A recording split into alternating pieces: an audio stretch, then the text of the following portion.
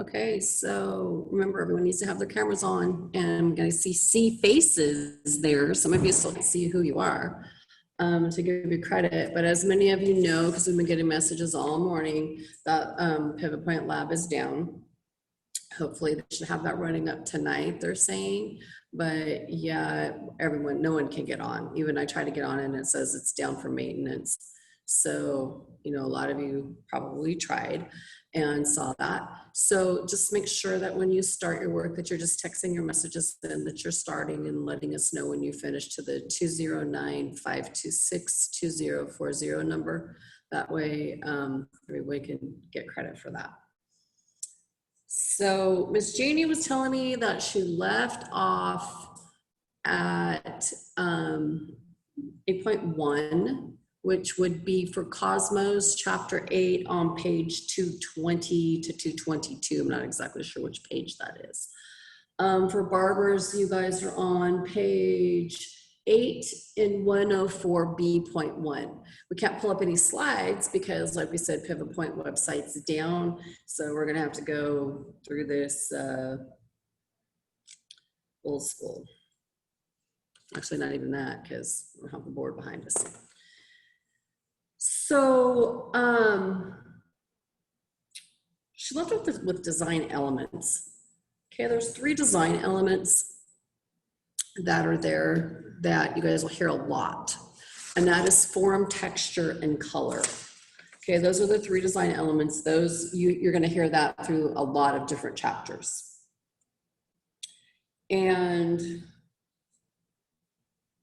sorry, I just let someone else in the room.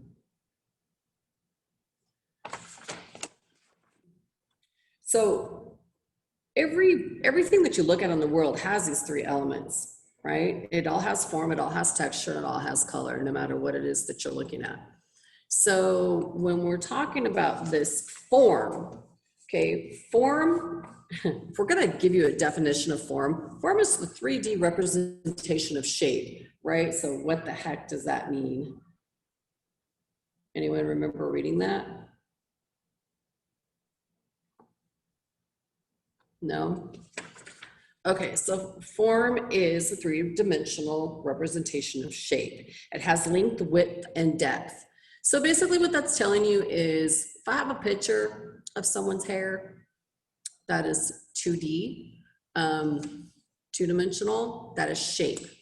Form is the actual head itself. It's 360 degrees all the way around. That's the actual form of it. So shape is 2-dimensional, form is 3-dimensional. Okay, so you hear the word form and shape a lot, and they're interchangeably describing someone's head. Someone's like outer boundary or silhouette if you're going with their form. So when you're looking at their head, and you're looking at the form, it is 360 degrees around, right? You see people, I mean, I know you've all seen these people. You look at the back of their head and you wonder what they were thinking when they walked out that door that morning. You look at it from the side view and you see like holes in the side of their head or where their hair is not put together. And I know that now maybe you're all starting to look at everybody when you stand in a line somewhere, even though you're 6 feet away, you're probably still looking at the back of their head because that's all you have to look at. When you're looking at them, you're probably starting to notice people's hairstyles more. And in noticing that, you notice the things that could be done a little bit differently, right? So that's the form, 360 degrees all the way around. So when we're looking at the 3-dimensional forms, what Pivot Point says is that there's curved lines and there's straight lines. Okay, so if we look at a rectangle, just a picture of a rectangle is a 2-dimensional form of a rectangle, right? It's 2-dimensional. But if we look at the rectangle all the way around at 360 degrees, it no longer is a rectangle.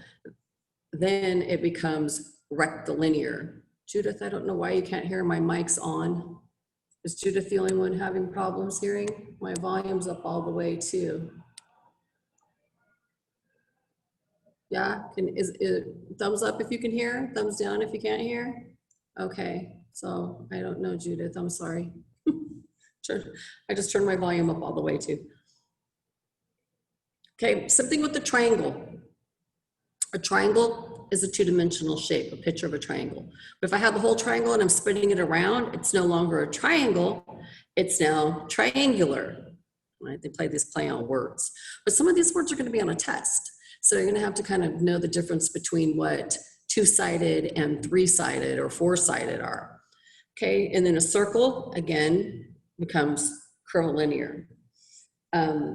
Curvilinear has curved lines. Triangular has triangle lines, or diagonal lines, sorry. A triangle has diagonal lines, and a rectilinear has horizontal and vertical lines.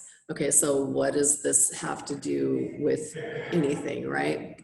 And I gotta let some people in the room, hold on. Admit.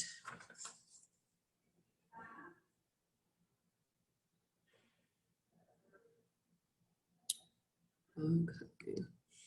So what this has to do with you, why we have to know about these curved lines and shapes and all that, because think of partings, right? We got to get some partings in the hair if we're going to be sectioning it out. We're going to have to know the difference between a diagonal line and a curved line and a horizontal line and a vertical line. I mean, we do have to know the difference in that. We're going to have to know sometimes the difference between an oblong and a half circle. So these are all the things that we use because we use geometric shapes when we do hair, because our head's sort of a weird kind of a shape, right? We don't all have a perfectly shaped round head. We do have different types. Okay. Okay. So form. Okay, form starts with a point. This point becomes a line. You connect the points, you connect the lines, you get shapes. So we have straight lines, and we have curved lines, right? We have horizontal, vertical, and diagonal. Those are straight lines. We have concave and convex lines, which are curved. So concave curves inwards, convex curved outwards. Okay, so like again, what does that mean for me? Well, think of someone who says that they want their hair like in a U in the back or a rounded shape in the back. You're going to have yourself a convex because it's rounded out. Sort of like some of the A lines, you know, they're a little concave. A concave is one that goes in. So like you go into the cave, right? So that's how we know the difference between concave and convex. Sometimes also, some of the straighter lines are considered to be more masculine or have more boldness to them, where some of the curved lines are a little bit more softer or a little bit more feminine to them. It's not quite so bold. So it depends on what your client's looking for. And some people want square. Like some people like, oh yeah, I want the back of my neck square. I want my hair straight across. But then the way their hairline goes or the way their hair shape is, or it might not just look good on them. It might look better if it was a little bit curved. So again, it's just all about checking out your client, looking at all the features and everything that goes with it. And that's basically what this chapter is all about, is learning all of these elements to put together to complete a whole design for your client.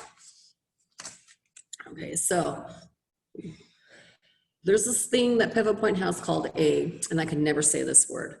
It is a celestial, yeah. It is CELESTIAL, axis.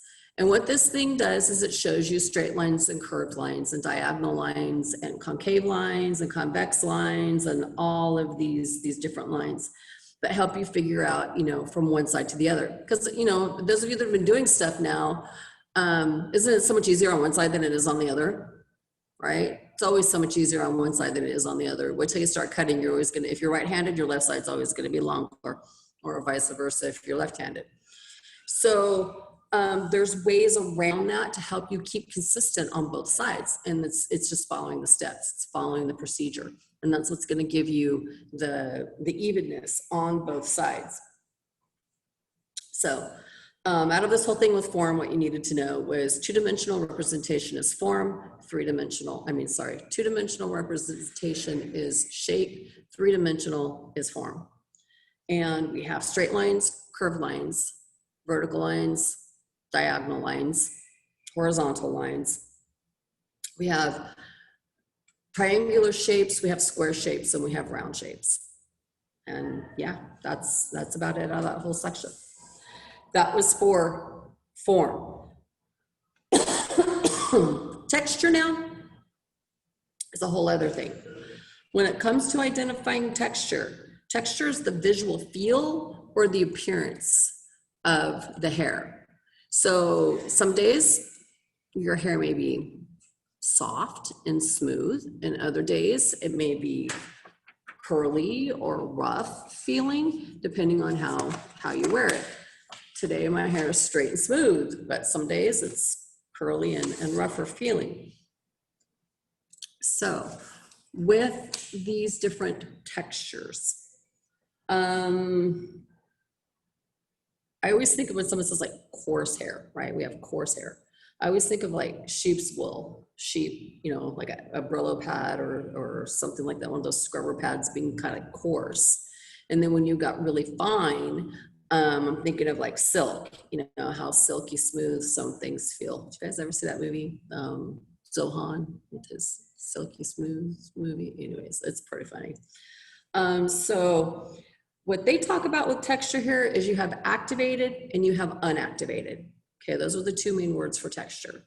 Activated meaning that it is rough feeling on the outside, and unactivated is smooth, just smooth, you know. If we're talking about nature, because a lot of times nature gets kind of put together with our textures and our hair designs and stuff like that, a lot of times, you know, they kind of use nature as inspiration. So if we talk about things like I said, silk or sandpaper or like a pine cone or maybe even a flower, you know, certain things like that, like rose petals, you know, they feel pretty silky. So those are some things that can give you some ideas of what smooth or rough texture would feel like being activated or unactivated. There's lots of things in nature like architecture. What is that? If we're talking about rectilinear, you know, think of a flat top. Or a rock or like a square building. If we're talking about triangular, some flowers, or maybe the back of someone's neckline. Curvilinear could be the moon, or maybe someone's haircut could be cut like that. You know, we've got have you ever heard anyone say that their hair is like a big bird's nest or a big rat's nest up on top of their head? I remember hearing that a lot. Oh, my hair is just a mess. It's like a big bird's nest or a rat's nest. I said that to one girl sometime and she didn't like it. I think it's funny because, you know, in the book, they use a bird's nest as a representation in your book too. So I actually think that that's kind of funny. So the third one in your design elements are color. Okay, so when we talk about color, right, if we're remembering color, we know that there's only 3 pure colors that are found in nature, which are red, yellow, and blue. They have secondary colors that are by mixing the primary color together in equal parts, you get secondary colors. But we have 3 categories of colors, right? We have warm, cool, and neutral. And when we talk about warm colors, these are yellow, red, or orange. Cool colors are blue, green, and violet.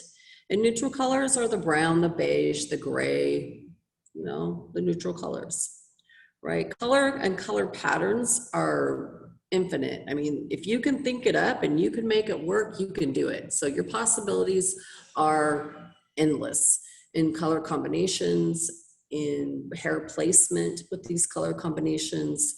I mean, you can make it up, it's all there. Some things that can give you more color, just an idea without actually having to put chemicals on your hair for color would be like maybe a piece, add a weft, add something that has a color piece, maybe a temporary product, just to do like one piece of your hair, just to give it, you know, a weekend or something. You can let your eye lead you, right? When you look at someone's hairstyle, your eye is drawn to something in their hair. It might be their color. If they have a ponytail, it might be the placement of the ponytail. It might be the length, but your eye is always drawn to something. So whatever you want someone to focus on when it comes to hairstyle, that's going to be your focal point. And then you can always break up the surface appearance with the illusion of texture. But a lot of times you need a styling product to help you get that look that you're looking for, that texture that you're looking for. A styling product really works well for that. So again, you know, product knowledge, right? We always got to have our product knowledge together. So form, texture, color are our design elements, okay? And you hear that a lot. Galaxy A20, who are you?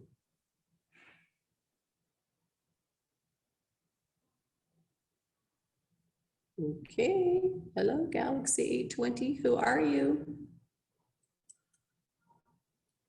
If you want credit, you're gonna tell me who you are. Guess not. Okay, so now we go to design principles. So design principles are repetition, alternation, progression, and contrast. These all units are put in a pattern. So if we start with repetition, let's say, repetition is an artistic arrangement for the design elements of form, texture, and color. So if you follow these design principles when you're doing something, it's like a pattern for you to follow. This pattern is going to give you more consistency throughout everything that you're doing. So let's say repetition, we'll start with repetition. Okay, so repetition, I mean, you hear that word, does something come to your mind for a definition of what repetition could be? There might be a definition coming to mind for you. But repetition itself is just all units are identical except for position. Okay, so it just repeats itself over and over and over. So if it is, say, a perm rod, you're using that same perm rod or that same roller throughout the whole head.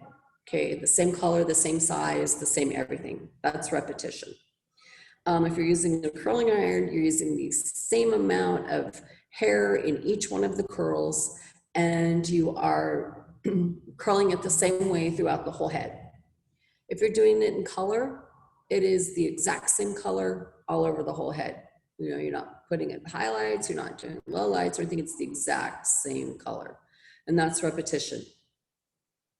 If you're doing it in a haircut, it would be like a uniformly layered haircut because it's all the same length all the way around. You're repeating yourself, it's repetition.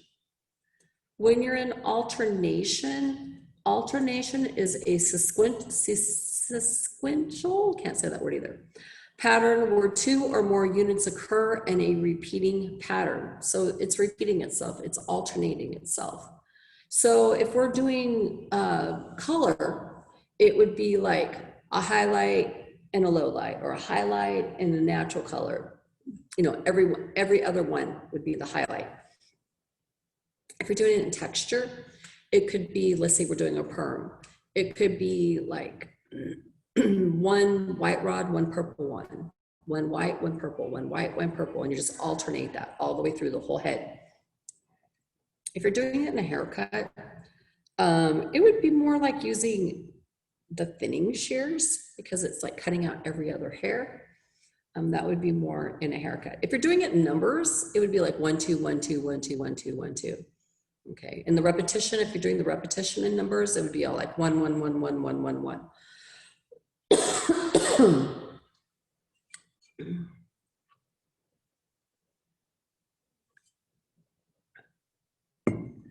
So the next one is progression.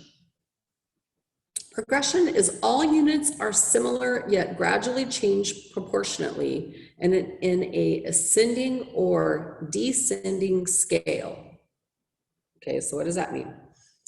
Well, let's say if we're doing a haircut, that would be like a fade, right? It starts out shorter and it gradually gets longer. It's all blended together. It would be like climbing upstairs, or climbing down the stairs. You climb up the stairs, you ascend them. You climb down the stairs, you descend them. If it's color, it would be like a light brown, medium brown, dark brown, or dark brown, medium brown, light brown, or blonde, dark blonde, light brown, it would be 3 in a row or more. If it was numbers, it'd be like 1, 2, 3, 4, or 4, 3, 2, 1. They kind of all go together. If it's texture, it would kind of be like if you're curling with a wand, how the bottom of the wand is smaller and you start at the top, you go larger and you work your way down to the smaller end of it with the wand. That'll give you that shorter to longer or longer to shorter look. And that is known as progression. When you're in contrast, the definition for contrast is a desirable relationship of opposites. So what does that mean? Well, that means red and black, orange and black, black and white, gray and orange, they're totally opposite from each other, but they look good together. Okay, so if we're in texture, it'd be like a straight and a curly texture. If we're in a haircut, it would be like a bi-level, which everyone knows as a mullet these days, but originally it was a bi-level, but now it's a mullet. That would be your desirable relationship of opposites. So there's quite a few of them out there, but if you use these in a pattern and you think about what you're doing, you're going to be using at least one of these in every single thing that you do. So we have our design elements of form, texture, color. We have our design principles of alternation, progression, contrast, repetition. And then we have our balance. We need balance. Whether it is symmetrical or asymmetrical, we need balance. Now, this is a test question. What is the state of equilibrium that exists between contrasting opposites or interacting elements? That is a test question, and the answer to that is balance. Okay, balance is your answer. So if you have symmetrical balance, you have weight that's proportioned evenly on both sides of the hair, or both sides of a center axis. So you part your hair down the middle, you have symmetrical balance. Okay, if you part your hair on the side, you have asymmetrical balance because you're going to have more hair on one side than the other.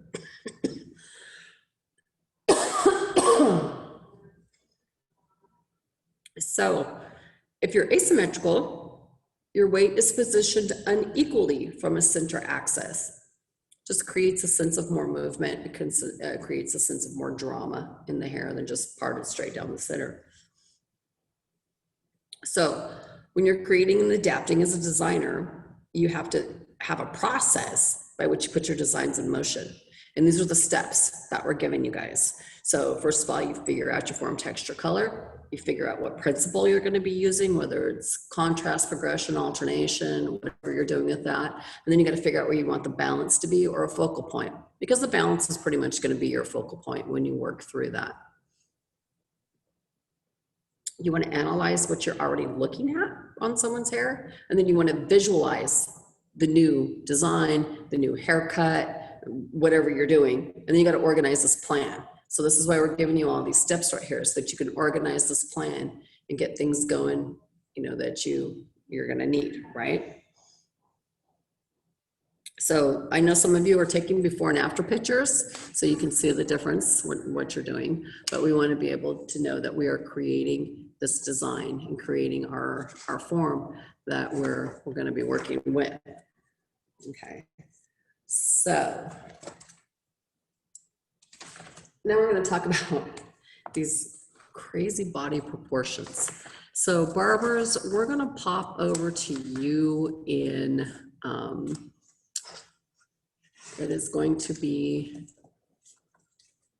104.2 or 104B.2 for barbers. That's where we're just jumping to real quick. Cosmos, we're on 236. And we're going to talk about design adaptability for your client. So have you ever seen these magazines that have these pictures on them that say things like, find the perfect haircut for a round face, or find a perfect haircut for, you know, a square face. And then you look at these pictures and it's all the same haircut. But what you're seeing is the different length arrangements that are adapted to that particular face shape on what's supposed to look good. So if it's parted on the side and it's all combed over to the side and in this area in the front right here, you know, maybe 8 inches long on one face shape, and it might be, you know, 4 inches long on another face shape. And that just makes the difference in the face shape and how it lays and how it's supposed to look. So this adaptability thing, I think it's kind of interesting. So what it says here, and this is just how to analyze someone's look or how to analyze someone's body type and body shapes, right? Because it's not always one size fits all.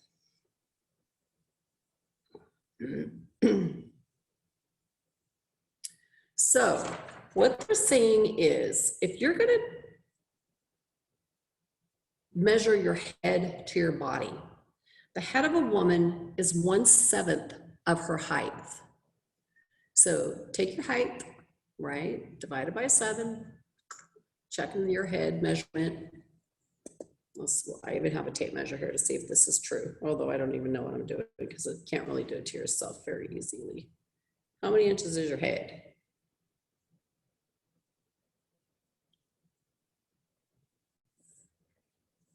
Let's see. I got myself at, okay, so I should probably come down about like that, right? Yeah. Got a big head. It's like 9 or 10 inches. So you got 1/7 of your height. I don't even know if that's even true. Let's find out. So I'm what, 5'6". So let's see, 66 inches tall. And if I divide that, yeah, I should be 9.42 or 4.3 inches to be even with my head. And I said it was between 9 and 10, so that's about right. So I guess my head's proportionate with my body. Men, your head should be about 1/8 of your height. Women is 1/7. So when they talk about human body shapes, it falls into these categories that are identified by height and bone structure. This is how they look at it. So what they're saying is there's 3 main types of body shapes that go within height and bone structure. And the first one that we're going to look at is called tall and lanky. Okay. So I kind of like this version better because the first one would be an ectomorph, a mesomorph, or an endomorph, which falls under the category of tall and lanky, average, or short and sturdy. So what it's saying, if you fall under the tall and lanky or the ectomorph body type, you have neither are dominant between your shoulders and your hips. You have an overall elongated, narrow bone structure, long legs, arms, and neck. And it's kind of a narrow frame. Okay, so for men, it's 6'1" or taller. For women, it's 5'10" or taller. We have anybody on here that fits those categories? Taller than 5'10" for a woman or 6'1" for a man? No. Okay. So the whole thing, a design that would benefit this type of body type would be to add volume and or length to the hair. That's gonna like look the best. So the next body type is known as a mesomorph, or just average. Your normal height, your shoulders are usually a little bit more dominant. You have average hips. Your arms, necks, and legs are pretty much balanced in proportion. For women, it is between 5'5" and 5'9". And for men, it is between 5'7" and 6'1". Does anyone fit that size? 5'5" to 5'9"? I see one person's hand. The head has to be where? The men are 5'5" to 5'9", and the women are 5'7" to 6'1". Anyone fit in that category? I fit in that category. Anyone else? Okay, few hands. So any design used in proportion with your body was gonna look good on you, okay? Now this is your body, right? It doesn't talk about facial features or anything. So the last category is endomorph, or short and sturdy. Your shoulders and your hips are usually a little bit wider. Your arms and legs and neck are shorter. For women, it is 5'4" or shorter, and men is 5'7" or shorter. So with this type, I guess that's falling everyone else in this category, right? Everyone else falls in that category. Height and volume on the top of your hairstyle will look best for your body. So shorter lengths versus longer lengths on your hair. Most people have sort of long hair today, right? Doesn't matter what size they are, they sort of have long hair. Long hair is very versatile, right? You can wear it a lot of different ways and it looks just fine. So this is what they're measuring out. This is the body type. So not everyone falls into one single category. Most of us have the characteristics of 2, maybe even 3 of these different body types. Maybe we have characteristics of all of them. So this is why we're gonna break these down into body portions. Okay, most people when they go to like buy glasses, they're not gonna get their hairstylist to go with them to buy a pair of glasses, right? They're gonna get what they like and what they think looks good or what feels good. Most people, when they get a haircut, now they're going to be asking their stylist or their barber or whatever you want to call yourselves, what do you think would look good with my face shape? Or do you think I should cut my hair short, right? Have you ever had people ask that? Or, oh, I would love to cut my hair or do something different, but I just don't know what. Okay, that's what I say all the time. I'd want to do something different to my hair, but I don't even know what I would like to do. So these are the things that when we use all of these elements that they're giving us and we put them together, maybe it'll help you come up with something for your client or something to help them out. Okay, so the first thing that we want to do is identify the widest area of the person's body and imagine the amount of volume needed to bring that widest portion of their body into proportion. Now, if I think about myself, I gotta have some big old hair to put the widest part of my body in proportion. So think about that stuff. Some of the other things you wanna look for, if these body features are very dominant, maybe we wanna look at their neck. Short necks or long necks? Or no necks. I've seen people that walk around like this with no neck, right? Some people have very short necks, especially when we try to put them in the shampoo bowl. So we have long neck or short neck. We have wide shoulders or we have narrow shoulders. We have wide shoulders, narrow shoulders. Do you have wide shoulders? What does he got? Wide shoulders or narrow shoulders? Turn around and see your shoulders. Want to measure him? Let's measure him. Let's see what he's got.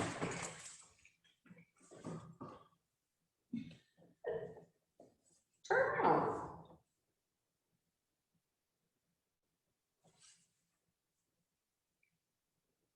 About 18 inches. What is that? I don't know. Am I wide or am I broad or am I? I couldn't tell you.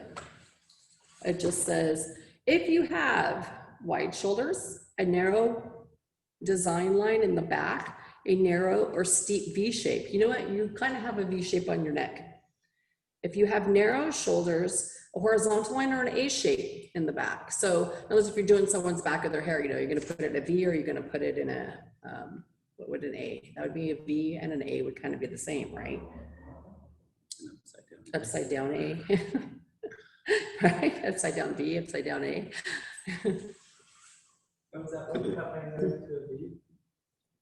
I didn't cut your hair into a V. Your hair grows like that. His hair naturally grows into a V. So maybe your hair will naturally grow like that to kind of make it work. If you have a short neck, avoid using volume with the neck. Use long wispy links. If you have a long neck, surround the neck with mass and fullness. Sculpt a horizontal line at the bottom. Okay, so we have all of these different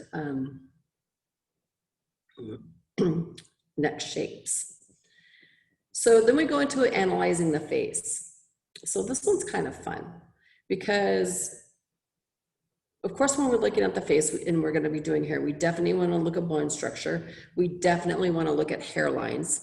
We want to determine where someone's face is the widest or the roundest, because we don't want to like make the hair stop right in the center of where the hair is. If someone has a round face, we don't want to cut their hair right in the middle of the roundness. It's going to make it look, you know, even rounder. We don't want it to hug underneath there. So we're going to analyze the face. There's this thing that they call 3-sectioning, and you actually measure the face into 3 sections. This helps a lot if you're doing makeup too. If you want to do contouring or highlighting, it's just where that third area is at, so that you can make it look larger or smaller if you're doing makeup. So the first thing you want to go is from the front hairline to the middle of the eyebrows, right? How many inches is that?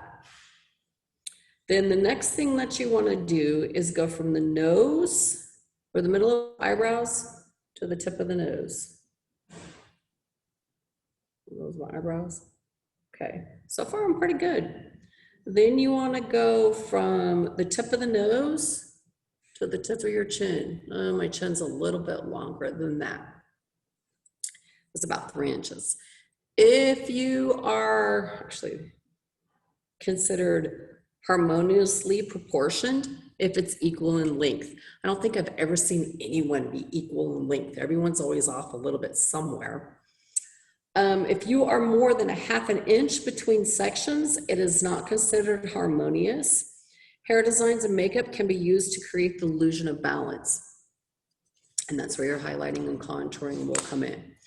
So there's also this other thing, just to kind of find out how even your face is. And it's where you take the width of your eyeball itself and you use that as your measurement. So if you go from like the inside corner of your eye to the inside corner of your other eye, using your eyeball as a measurement, so if I was to take this and go right here, would I be equally proportioned, or would I have, you know, closer together or farther apart? And that's, you know, how your eyes are placed on your head. Using that same eye, if I come down my nose here, from the bridge of my nose to the tip of my nose, I should be about 1.5 eyes. From the side here, I should be an eye. The width across my nostrils should be an eye. Across your cheeks, you should be 3 eyes. What's the other one? Across your cheeks is 3 eyes. What am I missing? Oh, the corners of your mouth going straight up should hit the middle of your pupil. What's the other one? Yeah. You got the cheeks. Got the cheeks, I got the nose, I got the lips. The lips are 2 eyes wide, and the corners of the lips on and their pupils. The lips are 2 eyes wide. So if you use your eyes as a measurement, you should be able to, you know, kind of use that as your little fun thing to see if your face is evenly proportioned. I promise you, you're not going to be. Nose, whenever you get your nose fixed, it doesn't fit. Yeah. Have a nose job, like, what do you mean? Oh yeah. If you have a nose job, it's definitely not going to work. So that's just something fun you can go by. I think the Greeks came up with that. So it was the Greeks, because the Greeks have this idea that they were going to take something that was asymmetrical and make it symmetrical. So they're the ones that came up with that thing. Which brings us into the face shapes now. Think about that outer boundary or silhouette of the face. Think about that 3 sectioning, because those are the 3 areas that you're going to use to determine what face shape someone has. Now, hair can put an illusion. If I was to pull my hair back, you'd definitely see how bald I am and how wide my forehead is over here on the sides, because my hair covers it up. So when you go to measure and identify someone's face shape, their hair has to be completely pulled back. Okay, there's 7 common face shapes. You have round, oval, square, oblong, rectangle, pear, and diamond and heart. You know how many times I've heard people go, oh, my face is so fat, it's so round. Yeah, that's not even true. I've heard people say that so many times, and no, that's not true at all. So oval is considered to be the face shape, like the most ideal face shape to have is considered to be oval. When you look at someone to try to determine if they have an oval face shape, look at the corners right here, look at the width of their cheek, and then look at their jawbone down here. Does it look oval? Okay. Some people could be 2, or some people could be 3 different ones if their face falls into any one of these categories in those areas. Some people I've looked at and I'm just like, yeah, I don't know, because it's just the way their face is shaped.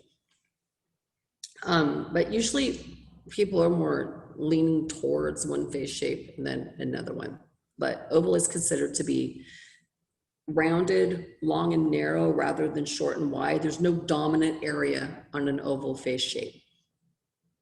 So with that, you want to enhance features, enhance body proportions, and you don't want to add too much height because, you know, we don't want to take away from that ovalness. Okay, round looks round. It appears short and wide rather than long and narrow. So we want to add height at the crown. We want to add width below the jawline and above the temple. We want to add more angle to that, not so much roundness. We don't want to give them a full fringe. We don't want to add width on the sides, and we don't want to add equal fullness around the face. Asymmetrical is real good for someone with a round face. If someone has a square face, it would be short and wide. It'll look angular with lots of straight lines. Okay, we do want to sweep short hair up and over the ears, add soft texture to conceal the square corners, and begin sides fullness at the temples. You do not want to add solid lines at the jaw. If someone's face is oblong or rectangle, some people call it rectangle. It's very long and narrow and angular, so it almost looks kind of like squarish, but long, a long squarish. The jawline is wide and almost horizontal. So keep hair short and equally full on the top and above the ears. Add width the sides. Use a side part and a diagonal fringe. Do not add height and width. Do not style hair straight and flat. Okay. If someone has a pear face, most often it's elongated forehead with a narrow and narrowness at the forehead, and the jaws are like the widest. Keep hair short and equally full on top and above ears. Add width at the sides and use a side part and a diagonal fringe. Do not add height without width, and do not style the hair straight and flat. If someone has a diamond-shaped face, it's very elongated and angular. You're going to find it widest at the cheekbones. Okay, if you use a side part and diagonal fringe, add width at forehead and jawline. Do not add width at cheekbones. If someone has a heart-shaped face, it's going to be widest, like right at the temple area, sometimes even at the forehead area. The chin is sometimes elongated and pointed, so you want to add width at the jaw, leave fullness at the nape, that can be seen from the front, and add width at the forehead or the cheekbones. So does everyone know like what kind of face shape they have? No? Kind of hard to tell with the beard. You know, I mean, even for the guys with beards, you could put a lot of different illusions on their face with a beard, just like you could with the, you know, with fringe or with the hairstyle. Same thing with the guys, you know, they can camouflage some stuff with their looks. I remember my aunt growing up in the 60s, she said you could take a totally, my aunt told me this, you could take, you know, a guy that had like, not so good looking and grow a beard, you know, and they were in style. It made them more good looking. I remember her telling me that. I was like young and go, huh?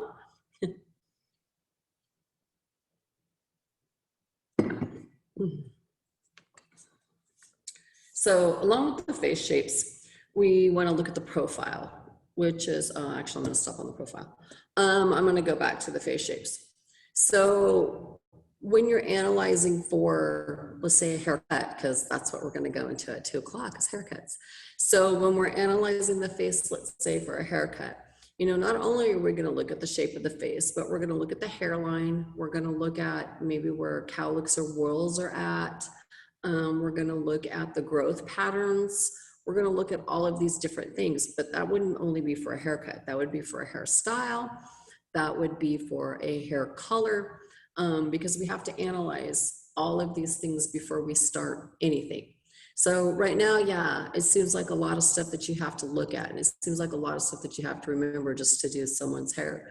But once you get doing it, it's just, you're just going to do it automatically. And you're not even going to realize that that's what you're doing. When I look at someone now, of course, first thing I look at their hair, right? Yeah, look at their hair, first thing. First thing I notice is usually like all at one time, I'll notice the length, the color, and the way, the direction that it's going in all at once. That's just like, I just look at you and automatically, boom, my brain just goes there. So what am I doing? I'm looking at form, texture, color, all of a sudden, just right away. You know, then if I was going to recreate that, then I would be looking at if it was repetition, alternation, progression, you know, what was it that was used to create that style there, or that look that you have. And that would be the second thing I would look at. But right away, boom, I'd just be like form, texture, color. I do it without even thinking about it when I see somebody.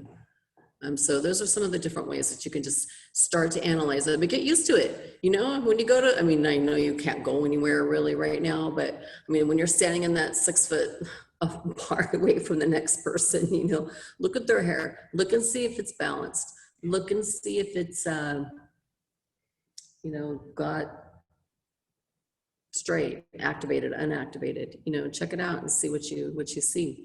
I remember when I went to Texas, I was trying to get a picture of this lady because she had that stereotypical, you know, big Texas hair. And I chased her around the store for a minute because I wanted to get a picture of her hair, but I never did get a good one. Now it's disappointing because I didn't see very many people that had big Texas hair. But yeah. Okay, so it's 1:54. I'll see you back here at 2. If you're going to stay on, please do not leave the room because then I'll have to readmit you. So just, you know, turn your camera off or whatever it is if you want to take your break, but I'll see you back here in about 5 minutes.